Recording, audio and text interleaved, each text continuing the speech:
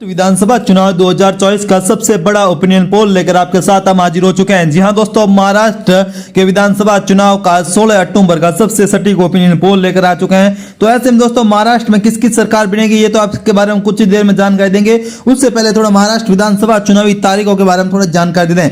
महाराष्ट्र और झारखंड में विधानसभा चुनावी तारीखों का ऐलान हो गया। महाराष्ट्र में सिंगल फेज यानी 20 नवंबर को वोटिंग होगी, वहीं झारखंड में 2 फेज 13 और 20 नवंबर को वोट डाले जाएंगे। दोनों ही राज्यों के चुनावी नतीजे 23 नवंबर को आएंगे। महाराष्ट्र विधानसभा चुनाव का कार्यकाल 26 नवंबर को, झारखंड का कार्यकाल 5 जनवरी को खत्म हो रहा है। चुनावी आयोग ने मंगलवार दोपहर 3:30 बजे प्रेस कॉन्फ्रेंस कर 14 राज्यों के 48 विधानसभा और 2 लोकसभा सीटों पर उपचुनाव की तारीखों का ऐलान किया है। लोकसभा सीट में केरल के वायनाड से 13 नवंबर और महाराष्ट्र की नांदोड़ा से 20 नवंबर को वोटिंग होगी। तो वहीं 47 विधानसभा सीटों पर 13 नवंबर और उत्तराखंड की केदारनाथ विधानसभा सीट पर 20 नवंबर को मतदान होंगे। सभी के नतीजे 23 नवंबर को आएंगे। ऐसे में दोस्तों यहाँ पर काफी बड़े हैं। महाराष्ट्र की अगर बात करें तो महाराष्ट्र में यहाँ पर काफी महत्वपूर्ण है। महाराष्ट्र में 20 से 29 साल के वोटरों की बात करें तो 1.85 करोड़ वोटर्स हैं, जबकि अगर महाराष्ट्र विधानसभा चुनाव की बात करें तो यहाँ पर काफी कांटे की टक्कर देखने को मिल रहे हैं। महाराष्ट्र में काफी महत्वपूर्ण है दोस्तों। यहाँ पर मुख्य चुनाव आयोग ने 2 बार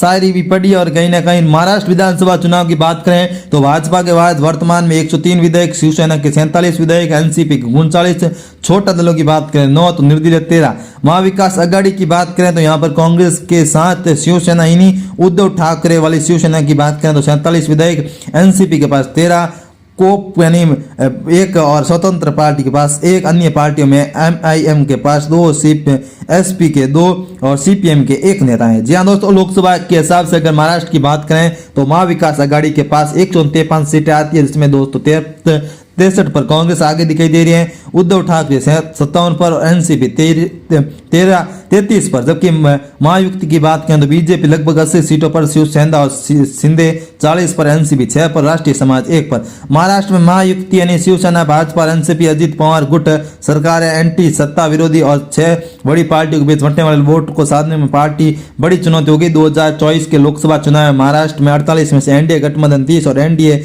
7 सीटें जीत 17 सीटें मिली हैं। इसमें बीजेपी को 9, शिवसेना को 7 और एनसीपी सिर्फ 1 सीटें मिली है। भाजपा को 23 सीटों का नुकसान हुआ है। 2019 के लोकसभा चुनाव में एनडीए को 41 सीटें मिली थी, जबकि 2014 में 42 था, यानी आधे से कम हो गई। 2014 के लोकसभा चुनाव के हिसाब की बात करें तो भाजपा 60 सीटों के आसपास सिमट जाएगी। वहीं विपक्ष के एक सर्वे में राज्य में 288 सीटों यानी महाविकास आघाड़ी को 160 सीटें मिलने का अनुमान जताया गया है। तो भाजपा के लिए महाराष्ट्र आंदोलन सबसे बड़ी चुनौती है। इसके अलावा शिवसेना और एनसीपी के तोड़ के बाद उद्धव ठाकरे शरद पवार लोगों की सहानुभूति भी कहीं ना कहीं काफी महत्वपूर्ण है। महाराष्ट्र विधानसभा चुनाव में 2019 में बीजेपी और शिवसेना के बीच गठबंधन था। बीजेपी ने 105, शिवसेना ने 56 सीटें जीती। गठबंधन में एनसीपी को 54 और कांग्रेस को 44 सीटें मिली थी। भाजपा शिवसेना आसानी से यहाँ पर दोस्तों सत्ता में आ सकती है, पर मन रुकावट के कारण गठबंधन टूटा। 23 नवंबर 2019 को फडणवीस मुख्यमंत्री अजित पवार उप मुख्यमंत्री पद की शपथ ली। सुबह की शपथ थी बहुमत परिश्रम से पहले। 24 नवंबर 2019 को दोनों ने इस्तीफा दिया। 28 नवंबर को शिवसेना, एनसीपी और कांग्रेस महाविकास आघाड़ी सत्ता में आई। इसके बाद शिवसेना एनसीपी की बगावत हुई, 4 दलों के विनय और लोकसभा चुनाव में शरद उद्धव की बढ़त मिली। इनकी सब पृष्ठभूमि के विधानसभा चुनाव होंगे। तो ऐसे में वर्तमान में यहाँ पर काफी बड़े बदलाव होते हुए साफ तौर पर दिखाई दे रहे हैं। तो ऐसे में दोस्तों यहाँ पर वर्तमान की अगर बात करें तो यहाँ पर कौन कितनी सीटें जीत रहा है यह काफी महत्वपूर्ण है, इसके बारे में जानकारी देंगे। तो दोस्तों आप वीडियो को थोड़ा लाइक कर दीजिए और थोड़ा वीडियो लंबा होगा उसके बारे में आप दोस्तों वीडियो पूरा जरूर देख लीजिए। और अगर बात करेंगे ओखला, जहाँ दोस्तों एक विधानसभा क्षेत्र के बारे में जानकारी आपके साथ हम साझा कर रहे हैं, एक जिले के बारे में बात करेंगे। अगर बात करेंगे सांगली की 8 सीटों की तो 4 पर महाविकास आघाड़ी, जबकि यहाँ पर 4 पर एनडीए, 4 पर एनडीए गठबंधन जीत रहे हैं। कोल्हापुर विधान जिले की बात करें 10 सीटें आती हैं। 10 सीटों में से 6 पर भाजपा, 4 पर कांग्रेस पार्टी जीतने में कामयाब हो रही है। सिंधुदुर्ग की 3 सीटों की बात करें 2 पर बीजेपी, 1 पर कांग्रेस पार्टी यहाँ पर काफी मजबूत दिखाई दे रही है। सोलापुर की 11 सीटों की बात करें तो 5 पर बीजेपी, 6 पर कांग्रेस पार्टी यहाँ पर काफी मजबूत दिखाई दे रही है।